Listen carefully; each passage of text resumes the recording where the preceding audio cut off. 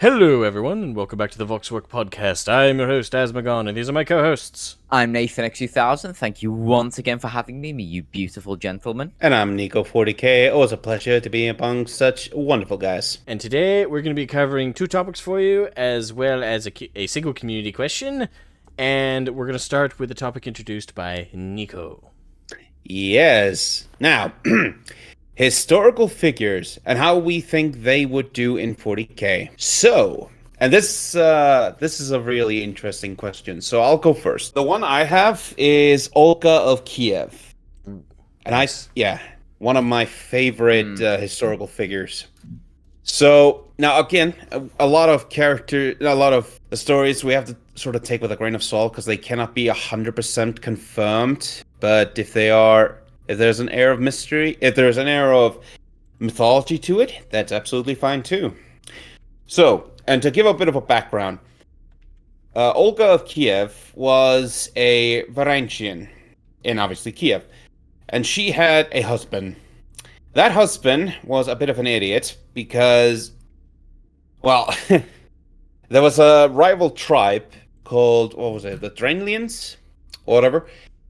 He made a stupid decision in trying to get more money from them, if I remember correctly, and he died. Now, Olga... That's one way to put it. Yeah, that's one way to put it. Casually dies. You know, he just died. He wasn't pulled apart or anything, we're good. No. By the way, just as an affront to the audience, right?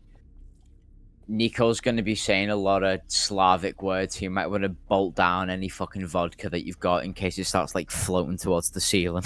Also want to make sure you check your ceiling tiles for any cheeky bleakies. Just to make sure not be in the zone.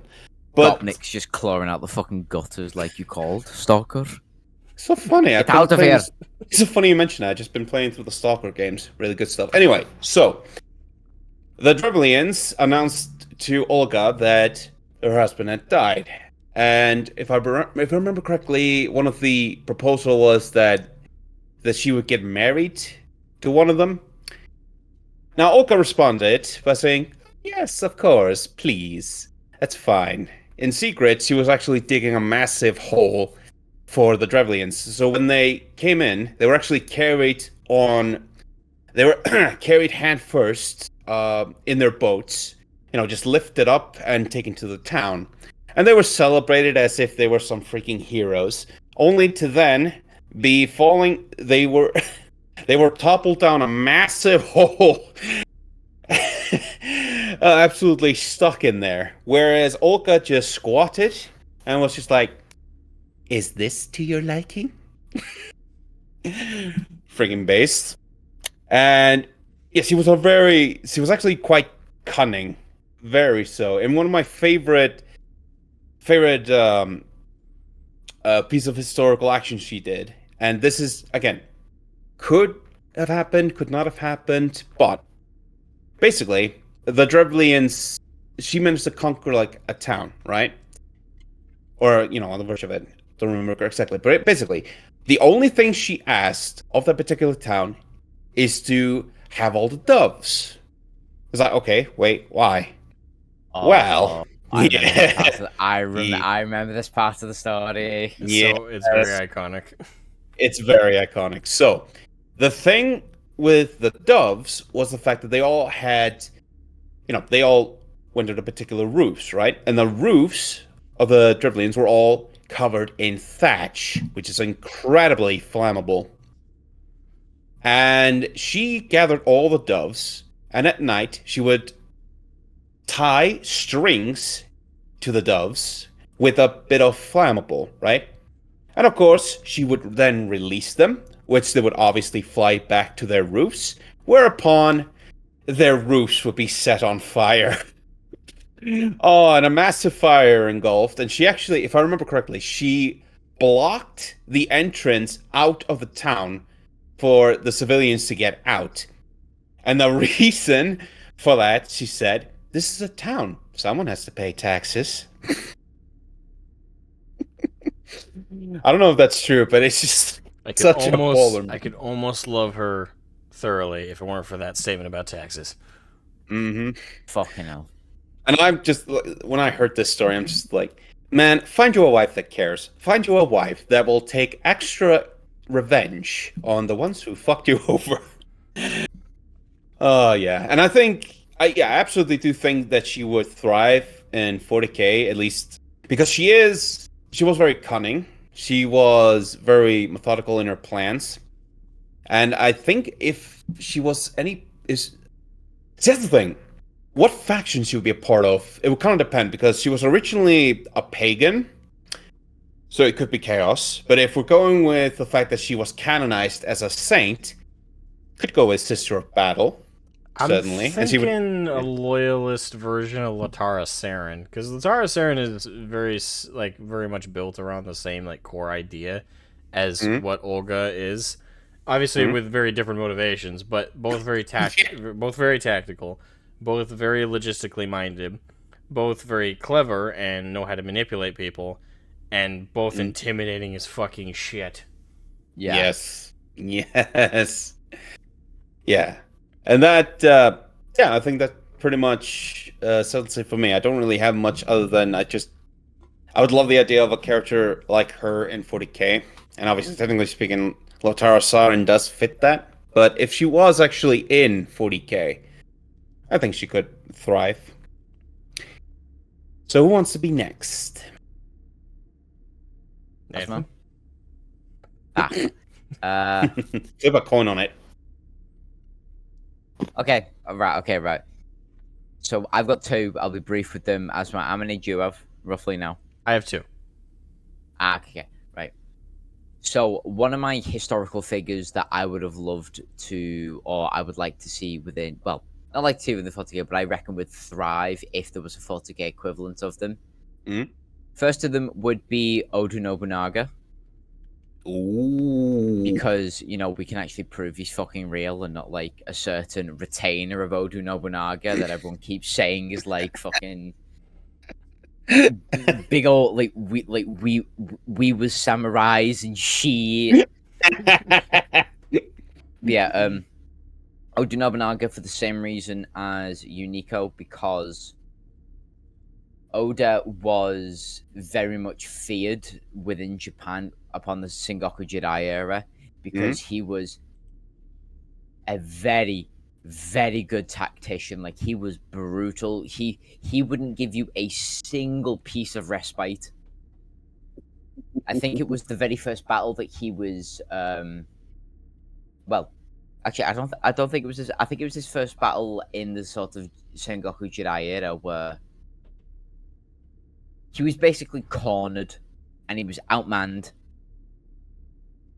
And while the enemy were gloating, this might be the legend sort of side, while the enemy were gloating in their camp, Oda basically said, hang on, I know this area very well, and it's pitch black. And all of his people were like, what do you mean?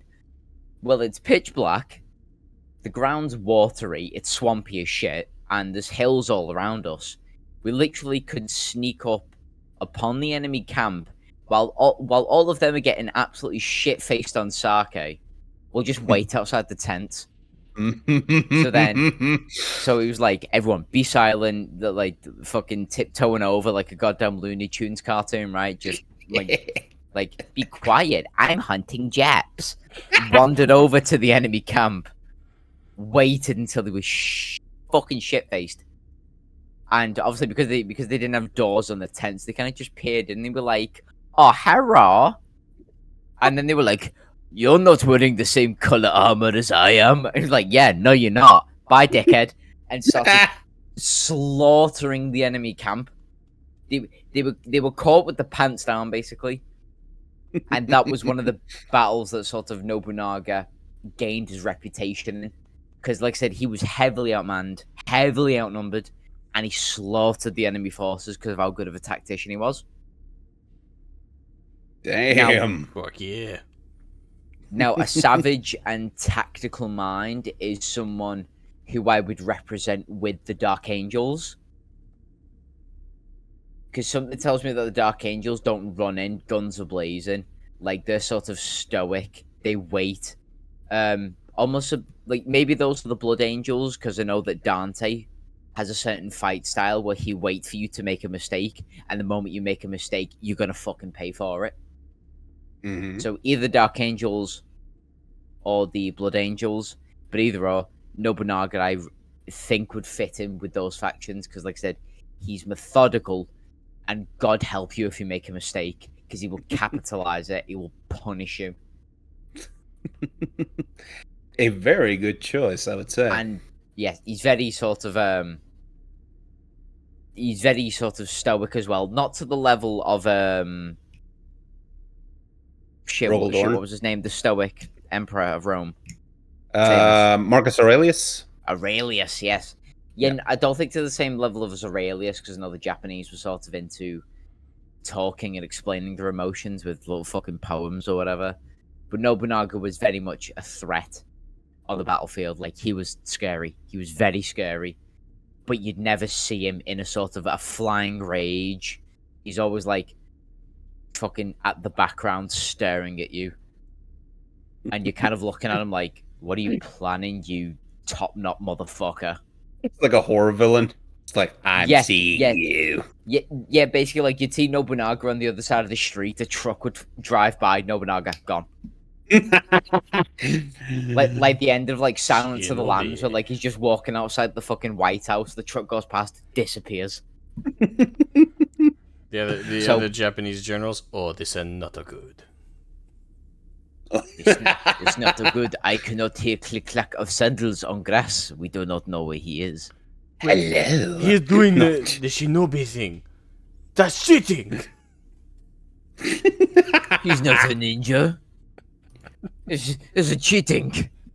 Shame for the spray. You dishonor your family. Oh god.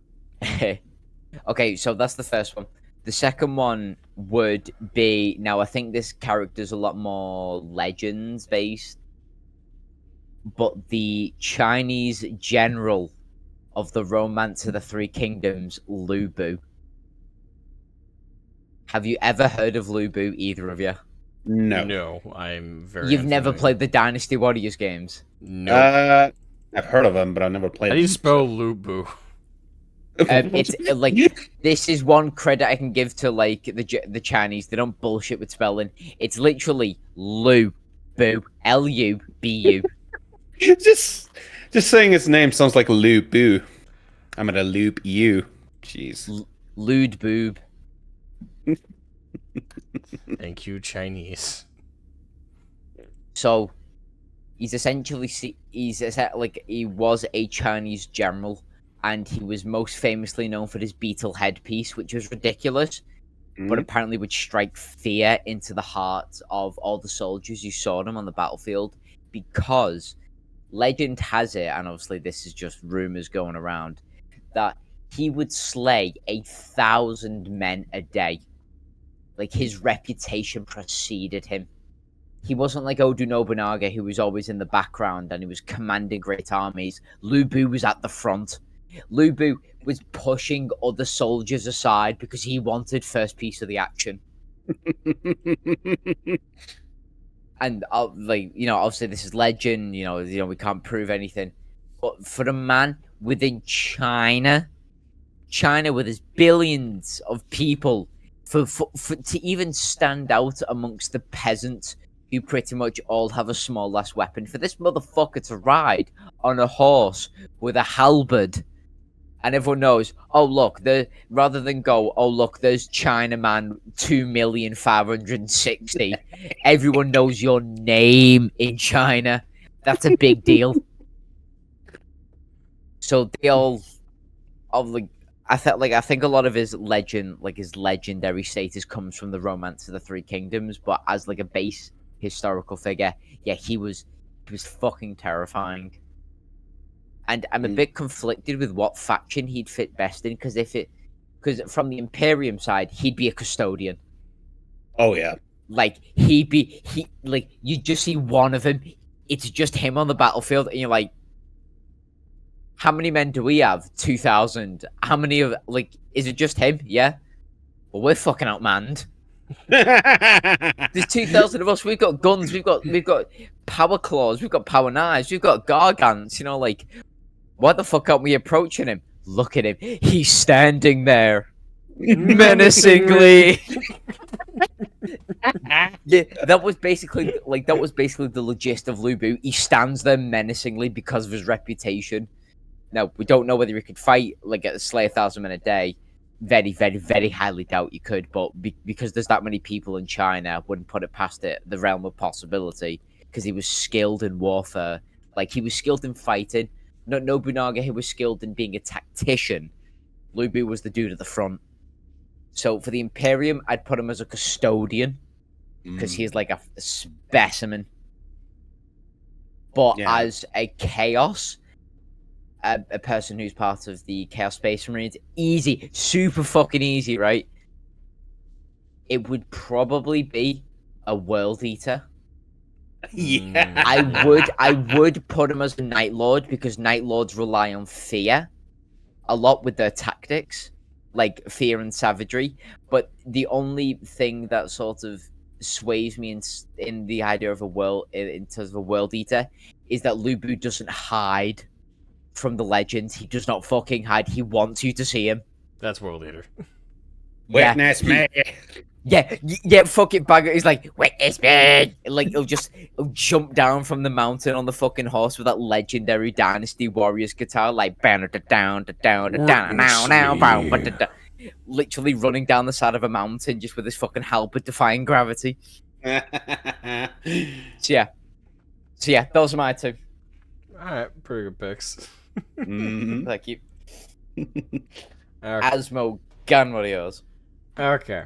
So, with mine, I'm gonna start with my first, which is Rasputin, or Rasputin, if you prefer that pronunciation. Ooh. The crazy Russian monk. I don't think I need to do an extensive explanation of him, given his popularity in both historical groups and pop culture. But I will anyway. Rasputin. The man who has a lot of myths about him, as well as actual historical influence. God, where to start? From the beginning. I guess I'll focus on, the most major stuff. So the guy, in his early life, was already a bit of a rabble-rouser, right? He joined a denomination of Christianity that believed in venting out sin through sex. Just having these big-ass orgies. Yeah. And they also didn't believe in bathing. And from that grew the myth of him having a giant-ass dick. A real Pringles can. Jesus. So that's how his life, his reputation really started. And I believe it was actually somewhere in Siberia, too. So we're starting off great, Of course.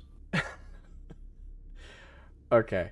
So from there, he then got in trouble with the church because they found out that he was part of this sect of Christianity that did this, and obviously the mainstream church, even at the time, wasn't a big fan of the degeneracy. It looked really bad on them and on him. So before he could be put into any kind of major trouble, he just went, "Oh, I've had a vision. I'm gonna go all the way to the capital of Russia and hook up with the royal family. Bye." And he did just that. He wasn't lying. He went all the way to the royal family of Russia and successfully weaseled his way into their good graces. There's a whole arc with that, with two twin sisters who were called the Crow Sisters, and there's stuff about that with the reason they were called that was something to do with their noses. But anyway. Oh no. Oh no. Point is, they were really they were part of the aristocracy, and a lot of women and royalty and higher nobility in Russia at the time were super into the occult, were into superstition, and here comes a man who is of the Christian faith, but is of a very odd denomination. He's from low income and low background, and the nobility at the time believed, oh, if you were of the lower class, you were more in tune with the natural forces of the universe and shit. So they immediately fell for him from that level and from another level, one below the waist, and apparently that hang down quite a bit. So he successfully seduced them, and from them he got an introduction to the royal family, and from there he was able to successfully land a spot on like their direct advisory by saving their son from death by hypnotism. Yeah. Now, again, I'm trying to give like the bullet points here. I'll say this to anyone who wants to know the full details. Go check out the Absolute Mad Lads on Rasputin. Grigory Rasputin. Look it up. It is such a great Absolute Mad Lads. I'm gonna be here all day. I love how you said like the first name as if there's any other Rasputin in history. Just in case, I'm covering my bases. Okay, true. So Yeah. I mean, hell, we know there's a shit ton of Grigories, so. But anyway, he successfully saved the royal son, and then the royal family kept him around because he was the only one who could keep saving their son, because the royal family's son, I can't remember, I think it was hemophilia. No, not hemophilia, that's the fear of blood. His blood was super thin, and so any minor injury would result in heavy losses of blood. So the littlest cuts could lead to a lot of blood loss. So because of that debilitating condition, and the only way doctors typically treated stuff at the time was giving aspirin, which further thins your blood, they could accidentally kill the royal prince. Asma, you were right. It was hemophilia. Oh, okay. So, okay, never mind. I had the right time. So I think you're thinking of hemophobia. Yeah, maybe that was my mix-up of my. But his blood got super thin, and with the doctor's immediate instinct at the time to give aspirin, they could have ended up killing him. But Rasputin successfully hypnotized him into calming down, and that resulted in, because the big thing to stop like hemophiliacs from losing a lot of blood, especially at the time with the limited medical knowledge, was to keep them calm. Obviously, to seal the wound as best you can and to wrap it up, but pretty much avoid any medications, because the medications at the time, almost all that dealt with that kind of thing, or tried to anyway, thin the blood and made it worse. So Rasputin saved him from that angle, and he also saved him by throwing the doctors out, which he probably did just purely due to ego and presentation. But again, that saved the boy's life. So they kept Rasputin around, and he also started dealing the Tsar, the king, effectively, of Russia, cocaine. Keep in mind, these are the bullet points, people. Yeah. And he began influencing politics from behind the curtain through these actions. And it's debated on like to what extent he truly influenced everything, but it's 100% fact that he was there, he did all this, and he was trying to influence things at the very least. And he was put on as an advisor to the Tsar. And on top of it, he was fucking pretty much half the aristocracy's wives. Well, I mean, yeah, because, you know, for the Queen, he was no wheeler dealer, though she'd heard the things he'd done. She believed he was a holy healer who would heal her son. Mm. Almost like there's an entire song about him. If I even try and sing, his copyright bot's gonna go after me. I'm not even that good at singing, you bastards. Anyway, Motherfucker. I think I'll stop there because we could just going over his death too could give so many great things to attach to 40k. But the point is, with all of that, I do think he would thrive in 40k. Oh yeah. Now, obviously, a lot of our examples so far have been from a combat standpoint or from a combat leader standpoint. Rasputin, I obviously is going to be the odd one out of our recommendations or ideas, I think, because I don't. Yeah, I was kind of surprised when you suggested him. I don't think he would do great at all in a combat scenario, but I think as a background character, like an I think he would worm his way up to, if not be a High Lord himself, to get to that upper echelon to manipulate things. Oh, you mean like Malcador? I don't know. I don't think he'd become like a Malcador figure, but I think he would worm his way up to influence. Head of the... Yeah. Are you sure? Because I reckon Malcador would be a perfect fit for Rasputin. I mean, the problem with that is this is where we have to get into the debate of eras. Like, would this be, like, the Horus Heresy era? I think he could climb to such a spot. The problem is there isn't... Horus Heresy era, yeah. Yeah, like, in the modern 41st millennium, there really isn't that kind of... I guess you could argue the head of the Inquisition is effectively the Malcador position in the modern millennium. 41st millennium, but... That's on... The only reason I suggest Malcador is because he worked his way up to the very top of the land. And, like, he spoke with the head of, all of Russia directly. He was a mystic, which Malcador was, a psyker, so he could perform all these wonderful sorts of feats. But Malcador also had a very sort of, also had dark underdealings as well, because he was doing a lot of the dirty work that the Emperor couldn't necessarily do himself because he was too busy. Yeah. So I think Rasputin would be a perfect one-to-one with Malcador. The only difference is that we don't know if Malcador had like a 12-inch horse dick. Who's to say? But GW, confirm it. This is the law we want. Don't tell us about female custodies. Tell us the size of Malcador's peen. It's essential law knowledge. 40k Remliers, do a theory on it. We have to know. We have to know. When Malcador is approaching down the hall and you hear a clink, that's not his staff.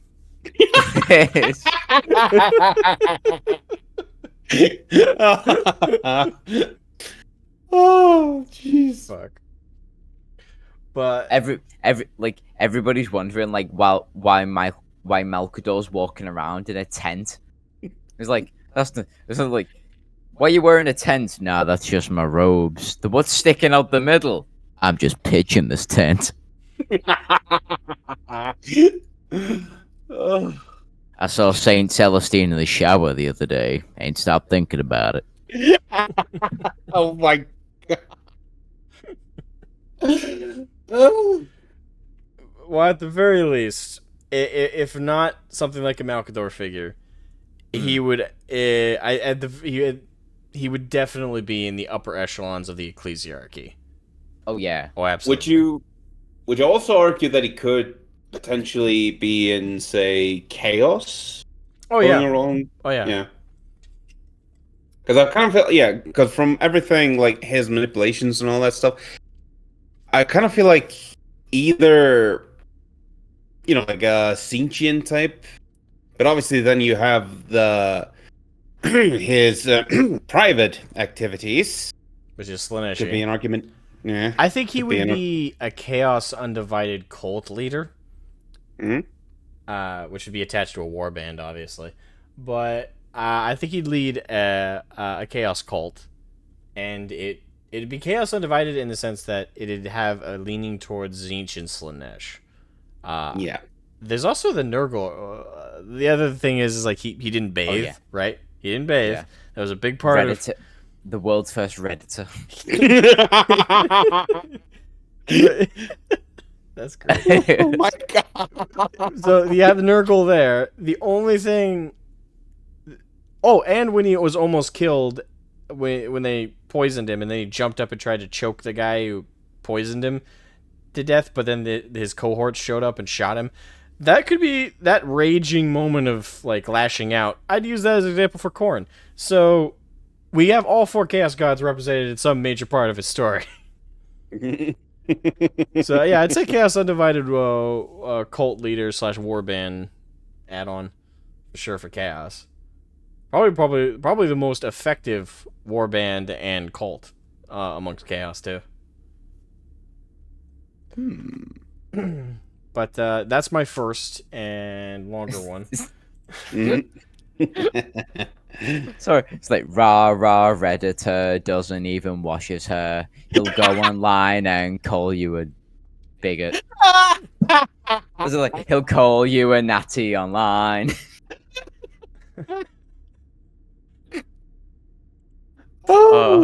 Sorry. Uppercuts makes jokes. It's okay. I will just hide in my little corner like a gremlin and just pop out when I want to make a funny. Sorry, Asmo, the spotlight is back on you. That's all right. I'll make my second one quicker, because this one could go on for even longer than Rasputin one, especially for in terms of accomplishments. But Alexander the Great. Ooh. So Alexander the Great was a mighty conqueror. In fact, for his era, for those who are not familiar with history, he nearly conquered the known world at the time, well before Rome and other notable empires. In fact, he's referenced in so much of their histories and their inspirations. Fuck, I could go on for a while about Alexander. Gist is, again, trying to make this more of a quicker. The guy was a well-known warrior, diplomat, politician, and leader. Alexander the Great was everything Gilliman wishes he fucking was. Shots fired. Oh, absolutely. Alexander the Great was also very notable for being a combat leader. He didn't just lead from behind, he led from the front of battle. To what extent? But he was a no. That sounds super gay. It was Greek. Oh my god, it was Greek. Like fucking. He didn't just lead from the back; he led from the front as well. Like, well, since you mentioned that, there was also a common belief amongst his advisors that he had. Well, it's actually known at this point in history. He had both female companions and male companions. I was gonna say, Asmo, you could at least buy me hummus first. Oh, damn. Ah, fuck.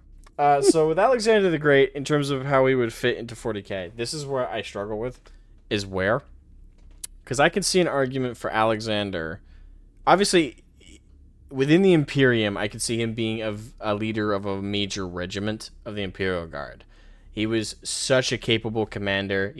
He's not, in terms of combat, he's not known for that many spectacular accomplishments in terms of his personal accomplishments as a warrior. Again, he has them.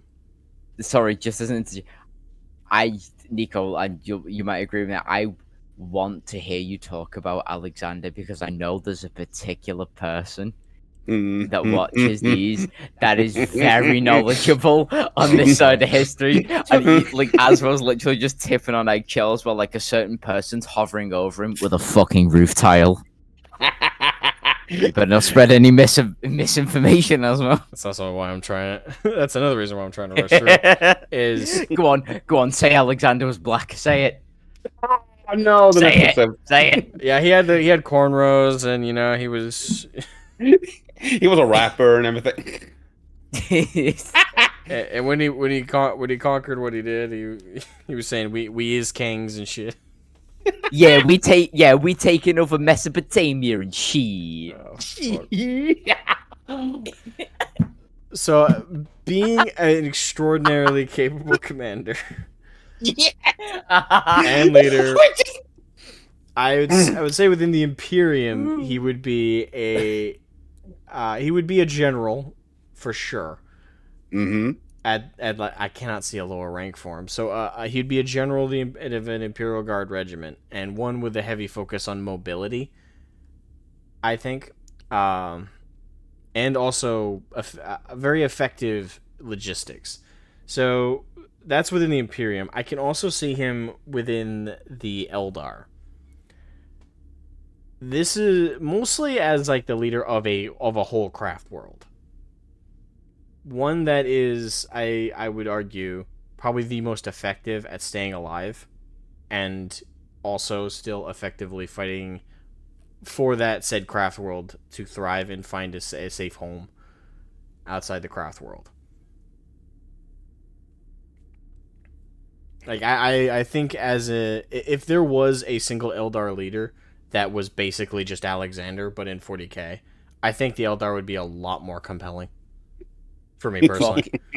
Fuck, you know what? Actually, props to you, because I didn't even think about this question outside of the Imperium. I just wanted to put sort of human person to human faction rather than thinking about outside. Mm-hmm. Fuck! God damn it. So, outside the Eldar and the Imperium, I don't see him with any other. He's definitely. I cannot see him in Chaos. Cannot see him as an orc. No. Can't see him as a Nid.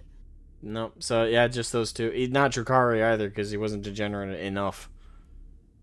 Like, when the most degenerate thing he did was he was bi.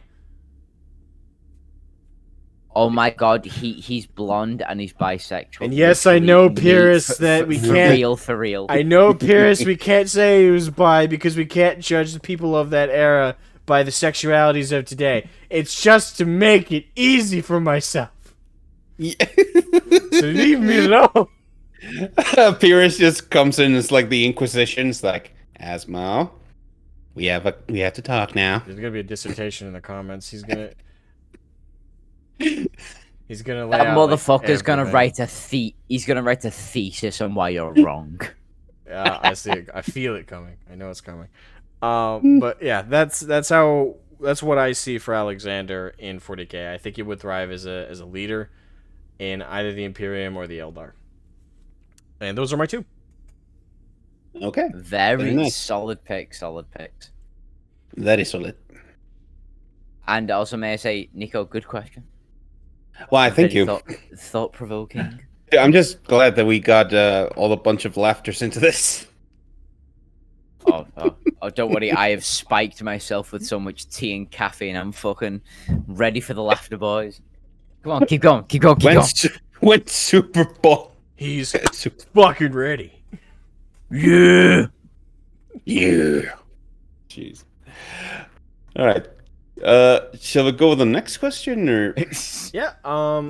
Nathan, would you like to introduce our second topic? Introduce the second topic. I booked well indeed. Right. Second topic is the worst fate, in our opinion, that can be experienced by each 40k faction. So what we're going to do is we're going to go through each sort of 40k faction like we kind of do on sort of not like each semi faction, just the general ones. Maybe some caveats here and there, whatever. But just the general factions and the worst fate, in our opinion, you could experience as a captive or as a person on the battlefield against these people or things or aliens, whatever. So, what faction should we start with first? Let's start with orcs. Yeah. Orky boys, yep. The orcs. I'll go last because I have a very specific one. Being flat out eaten by an orc. I suppose also. Well, I mean, they do also require slaves, so. I think, in my opinion, because the orcs get the excitement out of the fight and sort of a little bit out the kill, like they don't want to draw it out, they kind of just want to kill you. I think the worst fate would be, yes, being captured as a slave, but then being used as squig food. Yeah. Like, you'd literally be thrown into a squig pen, and the squigs would be like, ooh, lunch, and then just start eating you like a bunch of big red piranhas. Ooh. Yeah, I think that, yeah. Okay. Go ahead. Sorry. No, I think I basically said mine, being literally eaten by the orcs, or being a slave only to be fodder in the meantime. What do you think, Asmo, is the worst fate to be experienced from the orcs? Being put in a human farm. Now, this, if I recall correctly, has only been mentioned like 3 times. I know that there was not the exact version of this mentioned in The Beast Arises and Throne World, but the one I'm thinking of, I think, is, I could have the wrong book, so feel free to correct me in the comments. But I think it's Echoes of the Long War, and I believe it was Chaos Space Marines, but it could have been regular Astartes. But Space Marines came upon an orc settlement of sorts that the orcs had conquered a planet, if I recall correctly, and they found a large, basically a building, but a large container that was kind of partway subterranean. They opened it up, and on the inside, the inside of this building was completely lightless. The orcs had gone to great lengths to make sure that no light could get in, and on the inside was dozens and dozens of humans, cramped, naked, in a standing room only space. They had no hair, no teeth, and they were partially blind from no light. They were starved, and they had completely lost all their sanity. Now, I think I've found... Whoa, hang on a minute. This is orcs, by the way. This is orcs. This doesn't sound very orky. This sounds a bit of 1940s. Yeah, it's bad, but this... Stuffed in a building, this is no canon. light, malnourished, no teeth, all of them fucking bald. Yeah, this is canon to 40k as well. Or... I know we don't typically think of the orcs as evil, or we don't think of them as the kind of evil that 40k can dish out. We think of them as the leader of the tribe, like fucking Adolf Hitler. If I recall correctly, it was a snake bites, but I may be incorrect. So just the fucking freebooters with like a certain hat on. Yeah, I think I found the quote from that specific segment. So let me read it to you. There was a piston shock, flesh punctured, a breathless gasp. The apothecary's Nothacanum, I can't fucking pronounce that word, punched a sampler into the nearest captive's jugular. The man moaned, piteously. Legs wobbled, but the press of filthy bodies held him steady. Zurbaran hovered his helm light over the man's gasping mouth, his curiosity piqued by something he had seen there.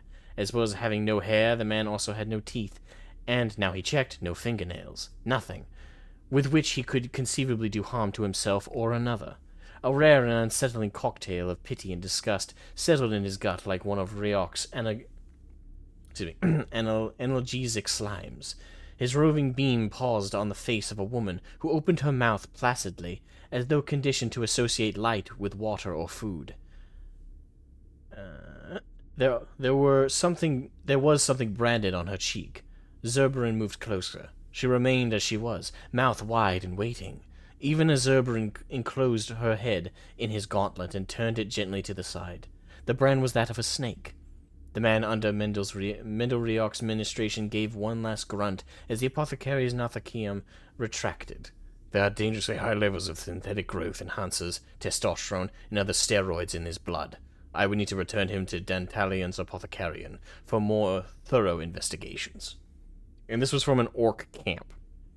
Wait, hang on. Can you send me that quote? Can you send me a snippet of that quote? I want to see how Mendel's sort of spelled. Yeah, sure. Copy, paste. Yeah, I never thought the orcs would be capable of this, because you tend to just think of the orcs as, ha ha ha, we're just having fun, having the wah and all that stuff, but... Yeah. Ugh. That is... Good pick. That's a little bit too fucking... That's a little bit too close to the thing I said before. Although, I think we all explained I think we all agree on the same thing. We just disagree on the stage of it. Like Nico mentioned, just being a slave. Asmo mentioned, well, where the slaves end up, and then I mentioned something that I like the fate of the slaves, like being turned into squid bait. And to be fair, most people I could think of when they think of the orcs don't think of this particular thing. And to be fair, this is one of the inconsistencies with 40k. This specific treatment of humans from orcs as slaves, if I recall correctly, has only been mentioned a couple of times. It's never been contradicted. I will say, like, nothing about like the orcs' treatment of humans has contradicted this.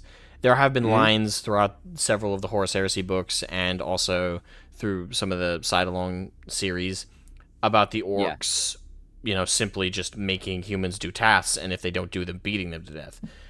But that's not the same as saying they only do that, or that the orcs haven't done this kind of thing.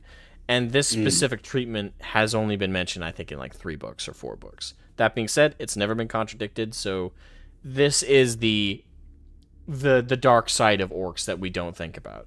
This is what makes them earn their spot as a horror for humans in 40k. Because we typically think of them as one of the lesser evils, right?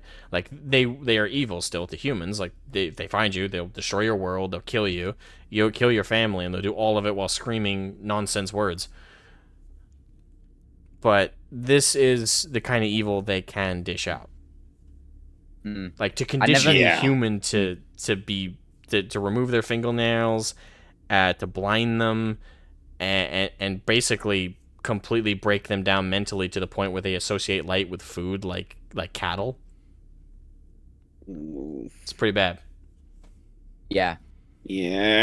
Oof. When first introduced to the orcs, I did sort of have that idea that they're the funny, jovial fellows, but by the time Dawn of War 2 rolled around and they really put effort into the orc design and how terrifying they look, like I can imagine just being a tiny little human goober, then all of a sudden some big orc just fucking rocks up with like a chopper smiling at me as if I'm like a 3-course lunch.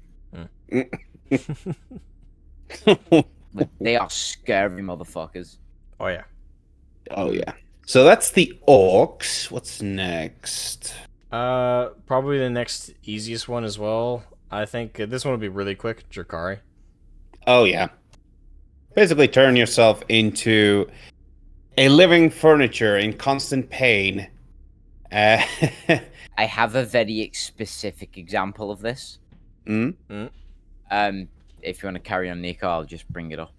I was just gonna basically say that, and this is something that Asmo corrected me, I think, in like the 2nd episode, where I thought for a second that the Slanesh were like the most evil, but no, the Drakari, they are the most evil. Yeah, way fucking worse. Way fucking worse. Yeah, because eventually the Slanesh demons, they will kill you because they can't get any more out of you, whereas the Drakari will actively try and keep you alive in constant pain because it benefits them. And they'll think of you as nothing more than just another piece in their living room. Yeah, that's about as much as I can really say. That's just the quickest one. Yeah. My example that I was going to bring up, and I've just been looking at the screenshots now, I'm not sure whether it's specific. I am getting confused with a Slanesh unit, but given the close proximity that the Dark Eldar have to Slanesh and the means at which they make their things, I can imagine the Dark Eldar already do this as well. There's a particular unit called the Infernal and Rapturous, where she's literally turned a human into a harp. She's using the human spine as a harp. Oh. Have you seen it? I don't think so, but just imagining it. Yep. I know that model. Yeah, I must have forgotten that model, but yeah. First time I saw, like, I hate spine shit. Like one of the things that gets to me is like its eyes and throat, but another one is spines. And so imagine having your all those bones just dragged and stretched into a fine instrument, and if every it makes pluck you is feel better, pain. if it makes you feel better, technically speaking, that's more so, I think, his veins or his intestines being pulled out his back. It's part of his spine. Part of his spine is definitely like peeled open for that, but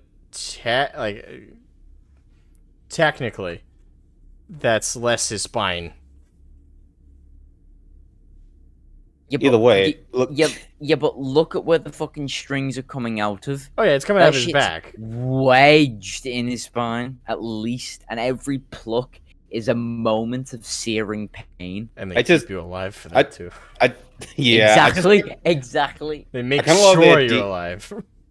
Yeah, I kind of love the idea that Dark Eldar just saw a piece of historical Viking stuff like the Blood Eagle. It's like, ooh, I gotta try that. It's like, I'll try and make an instrument out of it. Like a bunch of Drukhari are upset, like, why didn't I think of that? God, we really need to speak with these Monkai more often. They've had some brilliant ideas. Oh, God. So yeah, that's my thingy for the Dark Eldar being turned into a human harp. Ugh. Yeah. When you stare at it, it's just ugh. The thing is, that's bad agreement. Yeah. Okay, right. Next faction. What'll it be? What'll it be? What's it gonna be? What's it gonna be? The Tau? Or do we just want to skip that one? The Tau has a very obvious answer. Yeah. In my opinion. Yeah. Sterilization. If you're not sent on the front lines as a, what is it called, the Gavesa? I think so. Gavesa? That's what they call humans, yeah. Yeah. If you're not sent on the front lines as a Gavesa, it's basically living in one of the camps. Like, I remember we spoke about on it in a few episodes ago about how they tried, like, how they introduced a bunch of edgy lore to the Tau, which is, too little too late. But they basically made the Tau, like, really, really fucked up to go, see the Tau fit into 40k, ooh. But one part of the lot was, obviously, they have camps for humans when they capture a world. Now, I think the worst fate for a human would not only to be sterilized, which is what they do, but also to be starved of food, because the Tau have no incentive to keep, a lot of the men alive. They just need a certain portion that, can fight.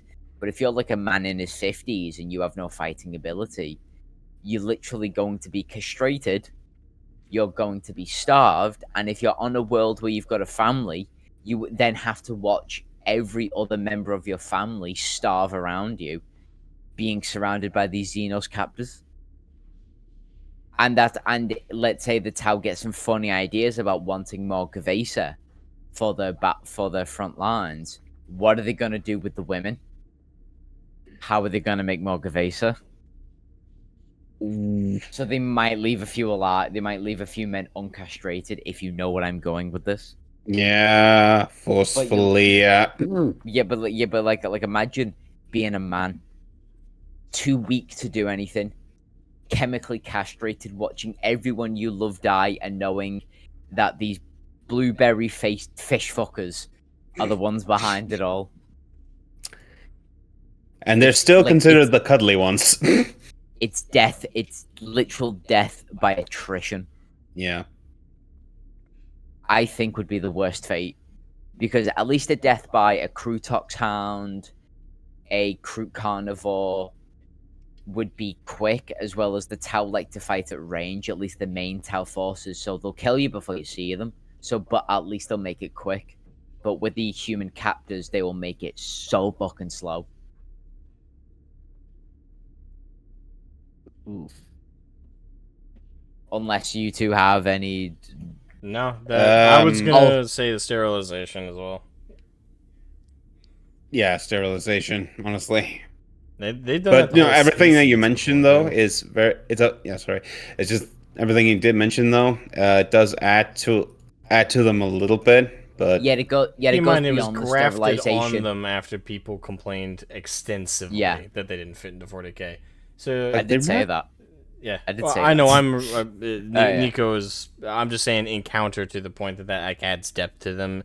It's, in my opinion, it does to the extent of, okay, now they fit more, but broadly the faction still is inappropriate for 40k.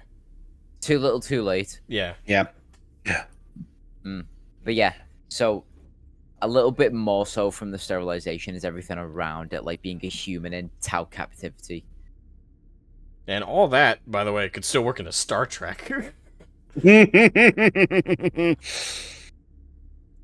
Oh, the irony. So, are we all under agreement for the Tau? Yep. For the Tau, yeah, that was kind of quick. Let's go for the next one. Nice. Tyranids?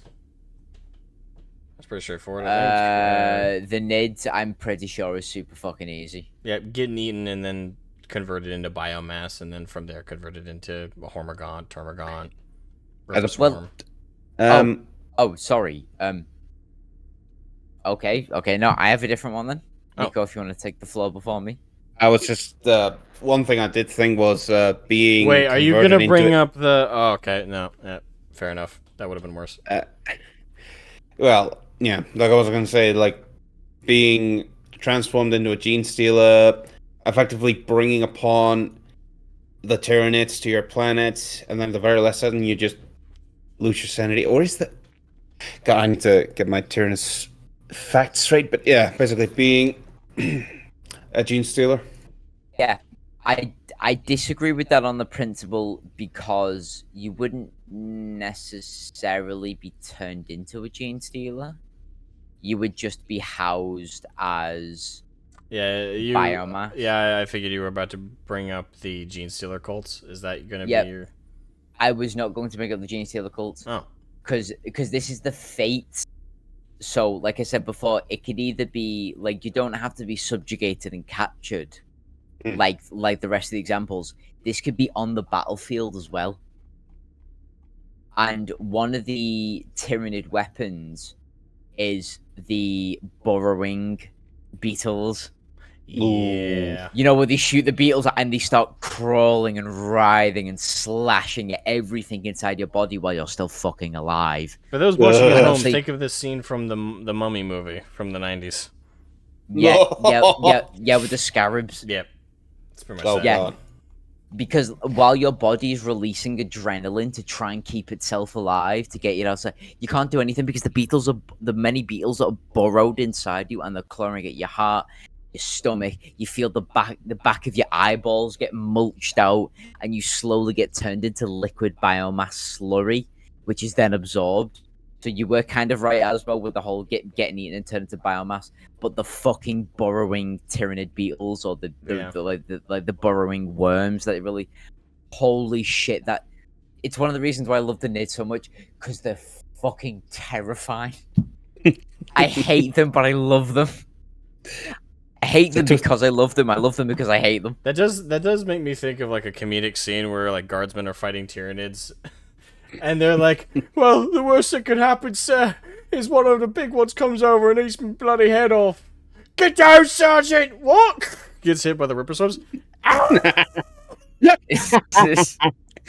had to jinx yourself. That's what you just. There's some Imperial there's some Imperial Guardsmen like Phil, like fucking what's his name, like Phil Swift or some shit. They just looks at the console and goes, "No, that's a lot of damage." just some Guardsman with his intestines wrapped around his neck, just hanging from a lamppost. One of the heavy flex tape ain't gonna fix that. One of a guardsman just across the way who was holding down a heavy turret just jumps over the heavy turret platform, goes near the guys getting eaten by the Ripper Swarm, and just goes, "Emotional damage." Oh God. Because Actually, funny enough, that does give me that does give me an idea for another faction as well. Okay, yeah. So that's my idea for the Tyranids. The burrowing beetles gun. Not the Ripper Swarms, because they technically kill you quicker. But the beetles, the small, the minute ones, those fuckers are nasty. Bastards. Okay, so is that all the Xenos? That's the Nids done. Yeah, that's the Nids. I Necrons? Guess I was gonna... Oh, yeah, Necrons. Right. You guys want to go first, or...? Worst fate. I guess a Flesh Terror? I'm trying to think. This might be where I'm weak, because I'm not... In terms of, like, the sheer scope of, like, horrible things. Flesh Terror does... Yeah. That's like the one that comes to mind first. I don't know if there is. Like, keep in mind, if you guys have a worse example, I won't be surprised. Because my level of, like, evil knowledge of the Necrons is for, like, the broad scale, less so of, like, specific acts. So the one that comes to mind is Flesh Terrors. Wait a minute, hang on. Wait, no. You're thinking no, Flesh Terrors are a rogue chaos warband. You're thinking of Flayed Ones. Right, yeah. Tomato for the name. Same idea. Sorry, they rend flesh. Sorry. I didn't want to do it. Well, actually. You know what I meant? Flayed Ones.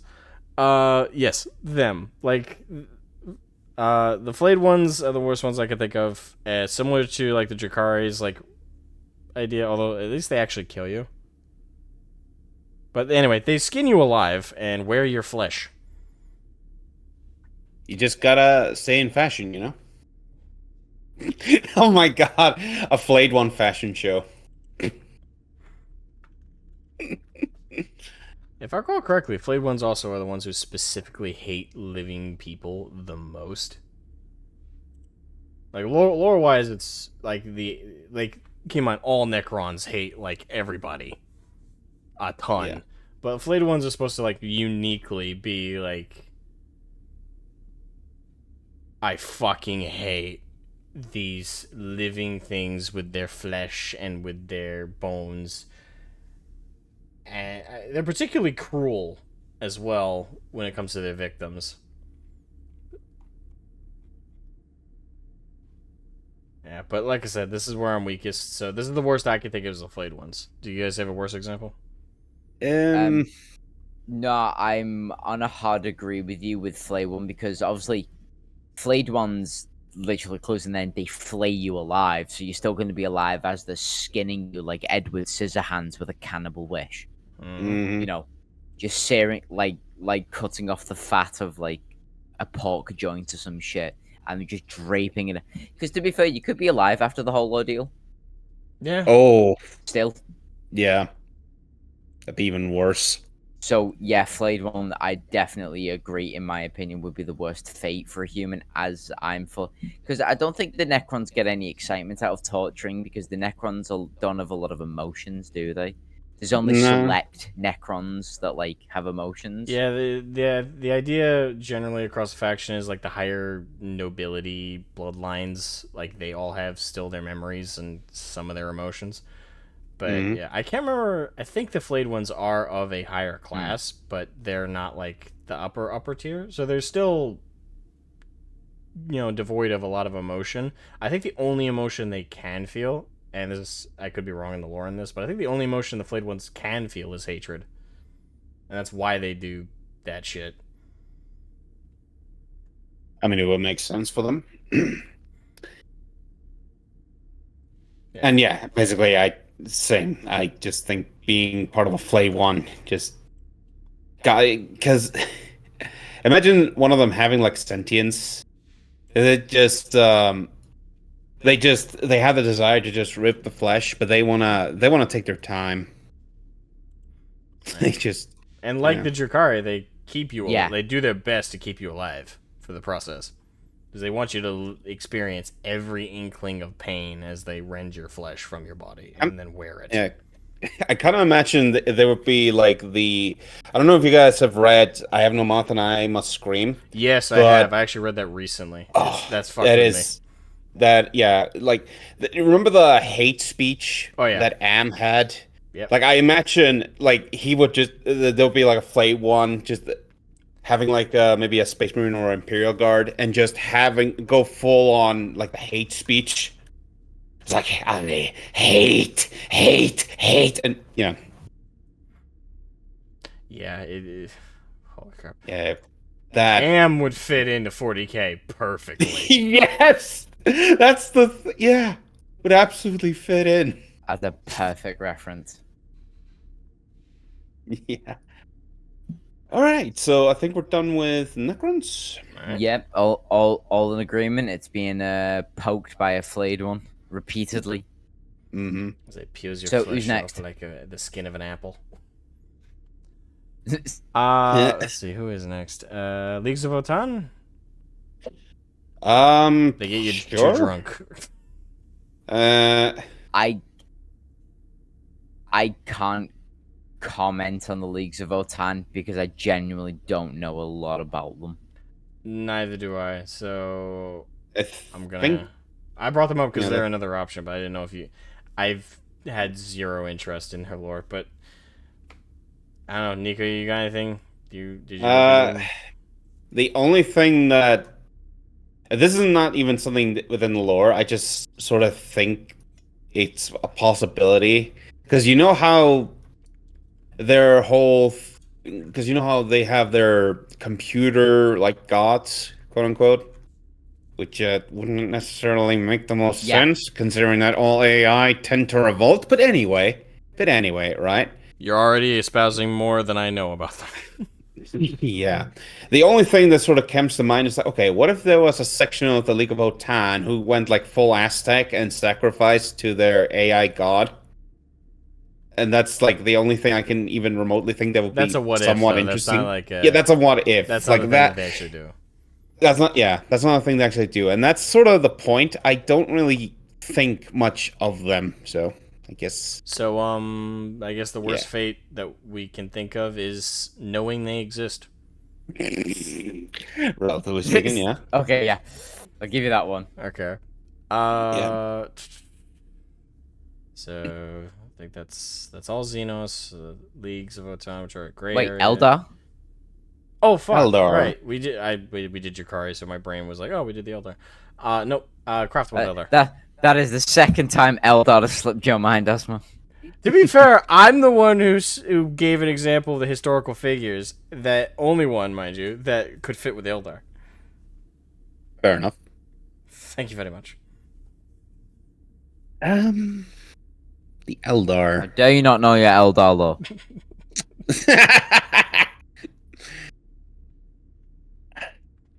I'm drawing a blank on this one. I'll be honest. Being ranted at by sanctimoniousness and called a monkey the entire time. Monkey. I don't know. Worst fate for not like Eldar to put on. I can think of one. Go ahead, tell us, please. Don't they do correct me if I'm wrong, I might be thinking Drakari still, but don't they use like psychers in a specific way, like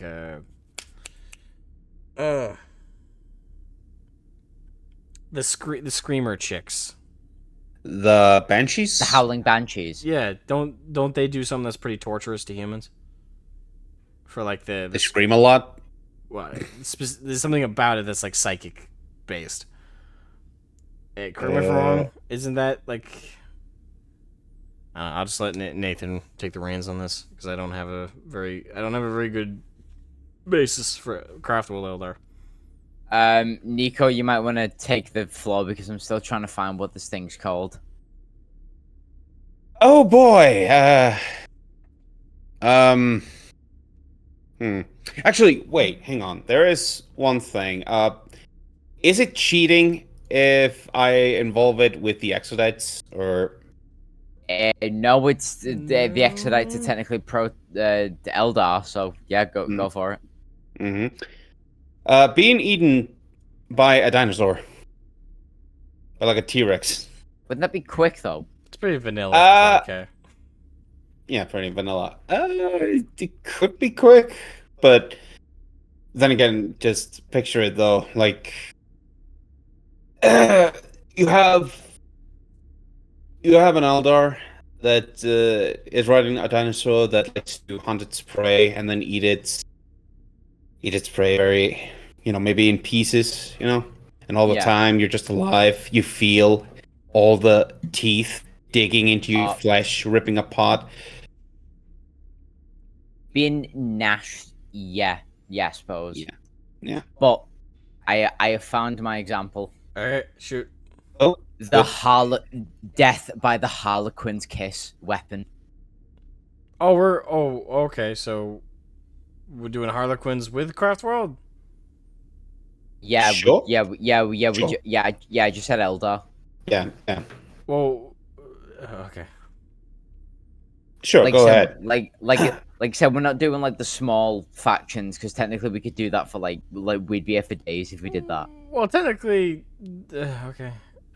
It's just go on. When you say just Eldar, I think Craftworld. I thought Craftworld. Like Harlequins are separate. They're actually closer to Drakari. So if we were gonna like mesh factions together, the Harlequins should have been brought up alongside the Drakari. But they are still Eldar. And technically. So are the Drakari, though. Exactly. So it fits in with both of them. Okay. Go ahead. Go ahead. And Mister, do you have an answer for the Eldar? I gave you mine. Okay. Well, I did. Okay, sure. Now you're starting to sound like Tehe. So the Harlequin kiss weapon, what is so awful about it? Well, the Harlequin's kiss is a weapon used by, well, none other than the Harlequins, which basically, it's a lot like the Tyranid beetle gun, like I mentioned before. But instead of being burrowed out by Nid beetles, what this gun does is that it's got like a very tiny sort of spike inside the gun. But the spike is holding in nano thin razor sharp wire. So when you get shot by the Harlequin's gun or the Harlequin's needle, it stays inside you, and then all the nano razor sharp wire starts to unfurl, so it liquidates your inside by loads of tiny sharp metal wires. Like it's liquefying you from the inside. Oh, jeez. So you feel every single whip and lash of the Harlequin's needle. Or Harlequin's kiss. Fuck, I keep fucking the name up, but you know what I mean. Yeah. Like it liquefies you, and you feel it. Ugh. Jeez. Yeah, I can definitely see that. To turn a human being into a jelly-filled donut. Basically. Oh my god, the Drukari Dunkin' Donuts. Ba-da-ba-ba-ba. The only fate I could see worse with the Eldar would be if you're an Eldar yourself and dying without being on a craft world, because then, your soul goes to Slanesh. But as for a human fighting against the Eldar, yeah, the Harlequin's kiss is terrifying as a concept. Yeah. So, Who next? Okay, now I think we're done on those. Chaos? So Chaos. Yeah. Being corrupted into either Nurgle or Slanesh. Actually, mentioned Nurgle. One thing that just popped in my mind. Imagine being turned... Well, obviously, being corrupted by the Nurgle's rot, but imagine being a walking, insect hive. That just freaks the fuck out of me. It's just... The idea that a hive consistently digs into you, creates a hive, literally out of your flesh, and just... it freaks the hell out of me. Yeah, the thing that softens the blow with that is Nurgle does relieve the individual pain. Yeah, I was gonna say, Yeah, I was gonna say I don't think you'll ever find a depressed Nurgle Marine or like a depressed Plague Guard because part of the gift is enjoying or being at peace with the pain. I know someone will mention Mortarion. He doesn't enjoy it, but I don't even know if that's correct. And Mortarion's just a grumpy bastard. Very. Yeah. Yeah. But yeah. I've effectively said my piece. What about you guys? Because chaos is broad. Yeah, and all of them have the dual side of the coin, which is we can point to the horrific things that they turn you into, but if you turn into those things and worship them as their gods, they take what would be the scary part, technically, out of it. Like, again, with Nurgle, we see all the horrific things that they do, that's done to their bodies, the sludge, the stink, the disgust, but Nurgle protects you from the pain of it if you're, truly a worshiper of his. Oh, hang on. So for chaos, are we including the chaos forces with the Chaos Space Marines? Yes. Okay, right. I've got a fate then. Go ahead. Being part of the Demonculaba leather farms, where you basically get skinned alive constantly, and they use that leather for to build the flesh pits. Oh yeah. Because bringing up with the point of Asmo, there is always a double-edged, like a double-edged sword, a double-sided coin to chaos possession and worship. But when you're being used on a battery farm, being skinned alive constantly for your skin leather, what the fuck is the positive of that? Yeah, that's the one without it. Yeah. Oh, sure. Yeah. Yeah. Like, how unlucky do you have to be involved with chaos and still get one of the only fucking shitty non-double-edged sword fates out there? Like when the guy who's a walking hive for insects looks at you and goes, "Ooh, you got it rough, pal." Exactly. Yeah, it's pretty bad. Oh, Hmm. fuck yeah. Yeah, I think that's pretty clear-cut. Demonculaba. Yep. Yeah. Yeah. Demonculaba skin farm, which sounds awfully exotic location. I would definitely take my family there on holiday. To the old Demonculaba skin farm. Oh no. Fun for the whole family. You'll get a bunch of Drukhari like tourists in there just to ruin the whole. It's Alright. Yeah, with the cameras like, maybe we should do that back at our home. So now, we'll do the Imperium in 2. I think would be fair. Sure. Space Marines and then the rest of the Imperium. So Space Marines, like loyalist Space Marines. Mm. Worst fate. Becoming one. Technically, no. I can think of one. Go ahead. I have one too. I'm gonna let you go because we might have the same one. No, Asmo. I insist you go ahead. Okay. The one I have, it's very specific. So with going up against Space Marines, I think the worst one is probably. Let me just make sure I'm not forgetting anything. I don't think I am. I'd say probably going up against the salamanders and getting burnt alive. Yeah, bathed in Promethium. Yeah, it's a good show. Yeah, that's the one that comes to mind immediately. This is where Space Marines, they vary so much. I'm trying to remember like a specific chapter that might have something that's loyalist. It's really bad, but that's the only one that immediately came to my head. So I do have one that may sort of answer your question, Asmo.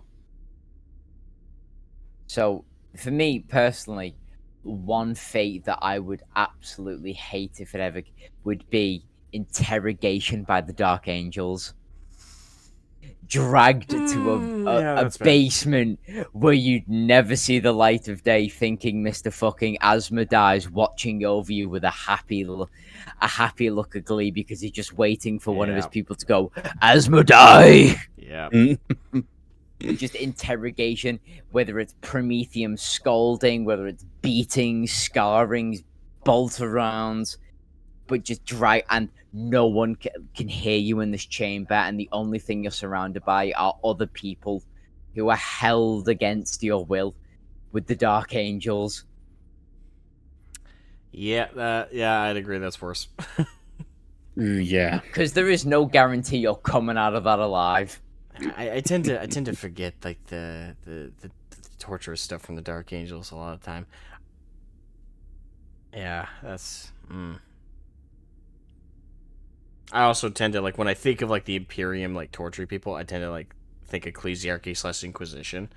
So yeah, you don't think of the Marines, do you? Yeah, no, they tend to like leave. It's not that they don't interrogate, but usually it's something more straightforward for most of the other chapters.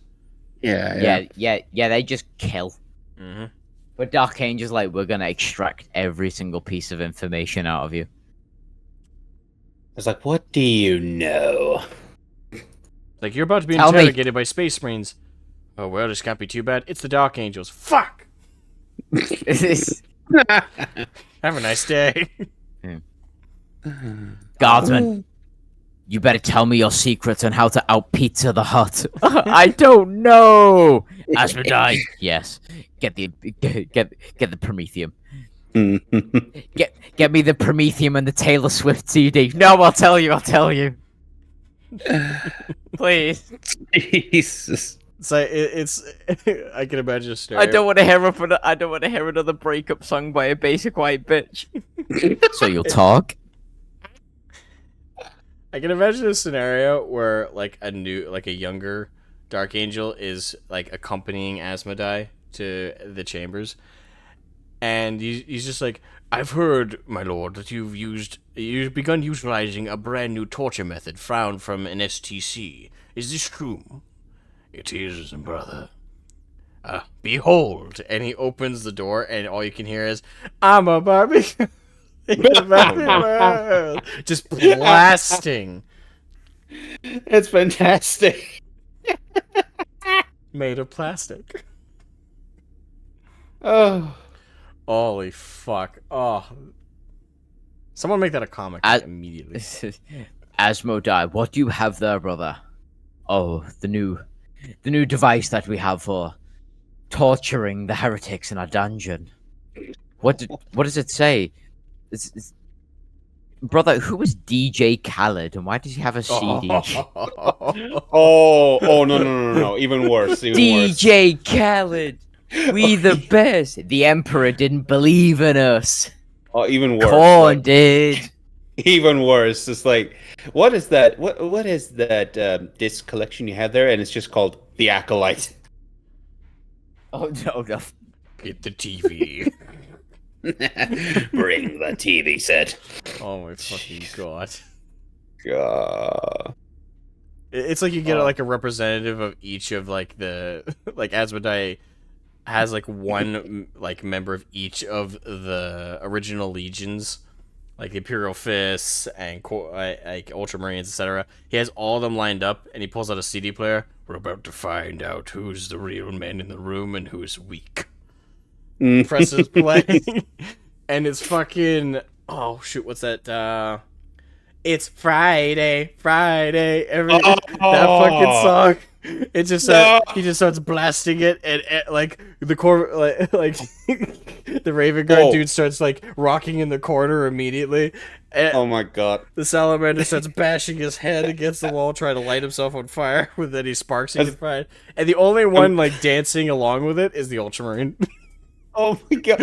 And even dude, as a bit of an epitaph or whatever it's called, it's just the next song puts on is baby. The other one in the room that's trying to bear it is like the Imperial Fist. He's just standing there, but blood starts to trickle down his nose. Like, what did we do to deserve this?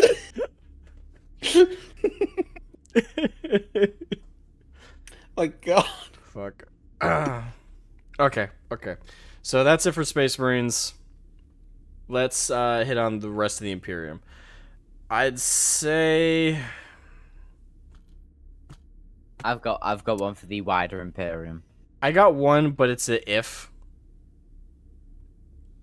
I do have one. A really quick one. The if I have is Vitae wombs.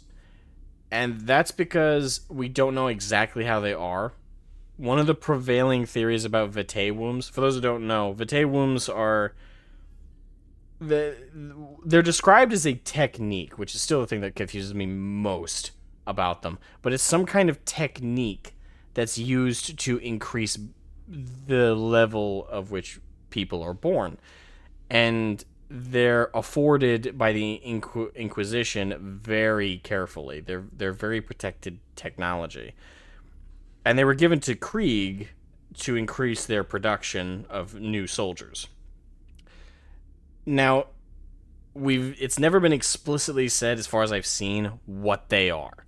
So if it is one of the prevailing theories, which is it's some kind of like expansion on a woman's reproductive organs to the point of turning her into a breeding machine, pumping out infants like crazy, which is horrifying.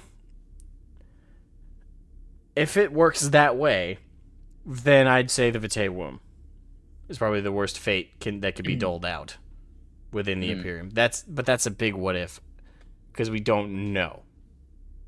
I doubt it's tame, because it's so protected by the Inquisition, and it does have such a substantial effect on the number of soldiers born from a given group that are afforded it.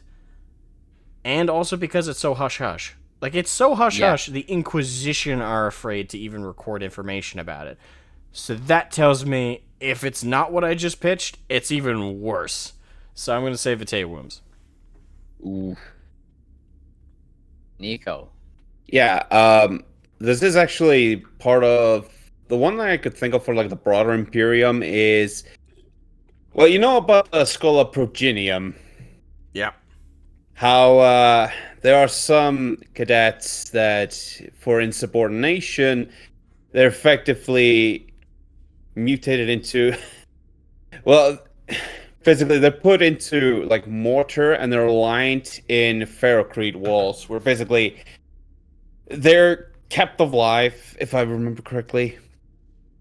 And they're just, they're lining for a wall forever, trying to grasp for freedom. I don't know this one. Well, Same. yeah, it's very grimdark. It's just like, oh, you insubordinated. Well, would you like to be part of the wall? We're just gonna make it 10 feet higher. You're either part of the wall or you're lined up against the wall. I know which one I'd rather be. Yeah, that was a quickie one. So what about you guys? Oh wait, Nathan. So my idea of the worst fate within the wider Imperium, because there's a shit ton you could go for, like penitent engines, you could go for penal legions, but to me, the worst fate, at least personally, would be being turned into a servitor. And not only the servitor, but a servitor in one of the Imperium's libraries. Because not only are you consigned to your fate, you are consigned to endless bureaucracy, writing accounts constantly. Just writing books, scripture, whatever. It's the most dullest shit possible, and you have no say in the matter. I will... After having already having your conscience transported into some floating skull with basically a fucking biro pen on the end of your finger. I will say that one... Okay, this is where there's gonna be a lot of contradicting lore, especially with servo skulls and servitors. There's a bit of inconsistency with whether, because servitors flatline are supposed to be lobotomized, like your brain and consciousness are supposed to be inactive. That being said, in the lore there are several examples of servitors that weren't properly lobotomized, and so they were still partially aware of themselves and thus stuck doing these repetitive tasks, which is exactly what Nathan's describing. Horrible, monotonous, terrible of a life, and they keep you alive for a long fucking time if you're a servitor. Yeah. Because I doubt the Imperium, with its rate of turning people into servitors, with the amount of servitors that we see within the, within media of 40k, they're not always going to get that lobotomization process right. So imagine being sentient and stuck to that fate forever. Or that would be pretty fucking bad. It would also be even worse. Imagine it though, like one fate that I could imagine to make it even a little bit worse. Imagine not only are you aware of the fact that you are a servitor, but someone also figured out that you also, maybe it was a twitch in the eye or something, but they figure out that you are conscious within it, and they decide to make it worse. They have you not only read through the worst books, you have to read through the entirety of the Twilight Saga.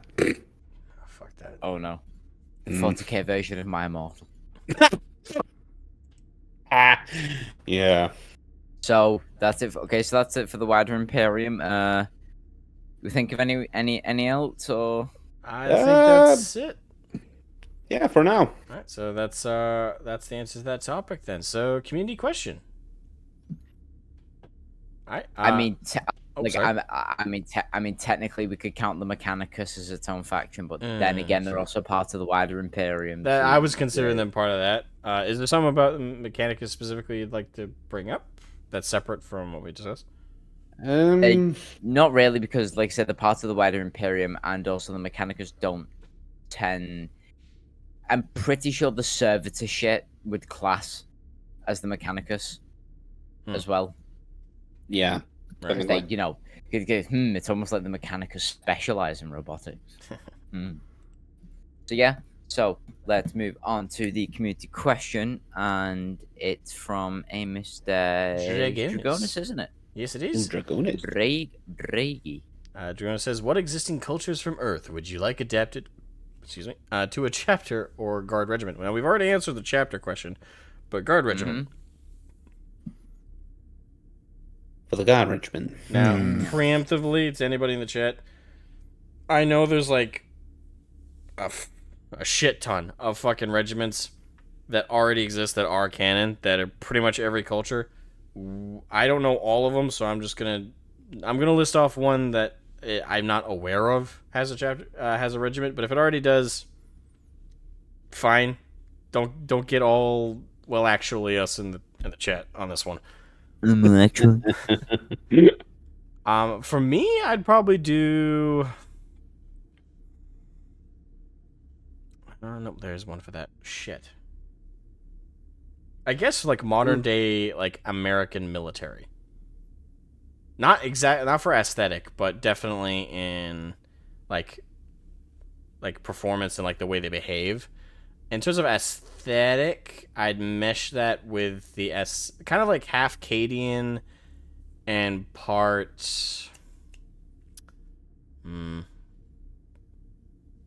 part Cadian and part Scions. You guys know what I'm talking about, right? Yeah.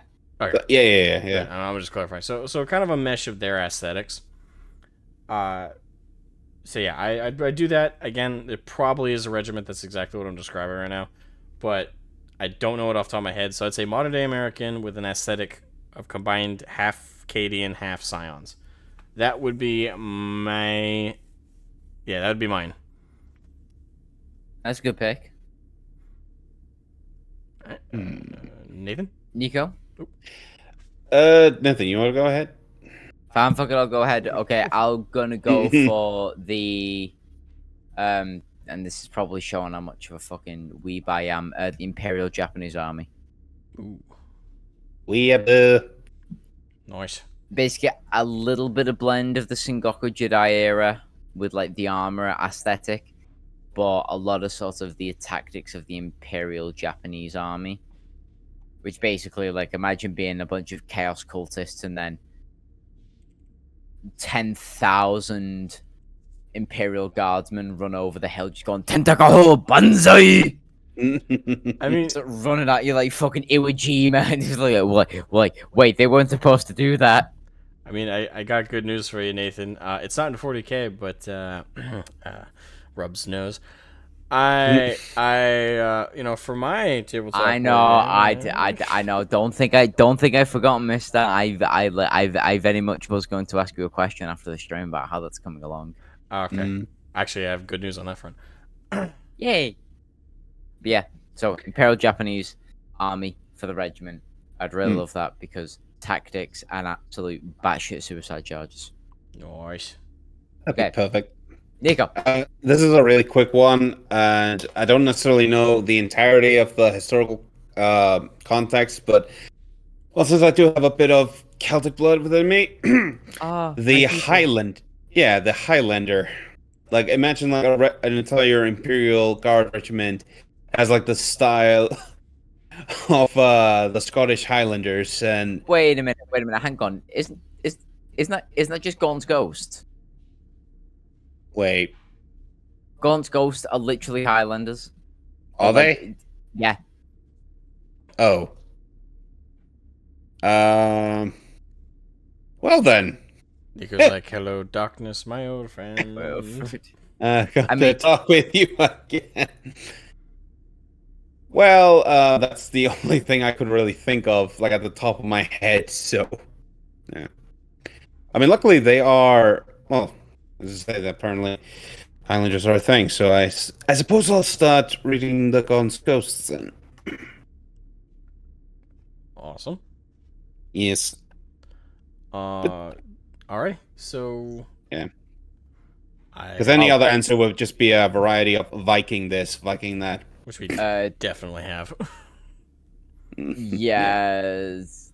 I'm pretty sure there is also another regiment of Imperial Guards that are actually dedicated to being Highlanders, because, you know, GW being British and all. And having that many Imperial Guard regiments, there's definitely got to be an entire regiment dedicated to them as well. I mean, I could have also suggested the IRA, but no, wait. So many jokes. Oh, don't. I can't say them. The Imperial Regimented Army. The name even works as well. Yes. I must be good. Fucking must be good.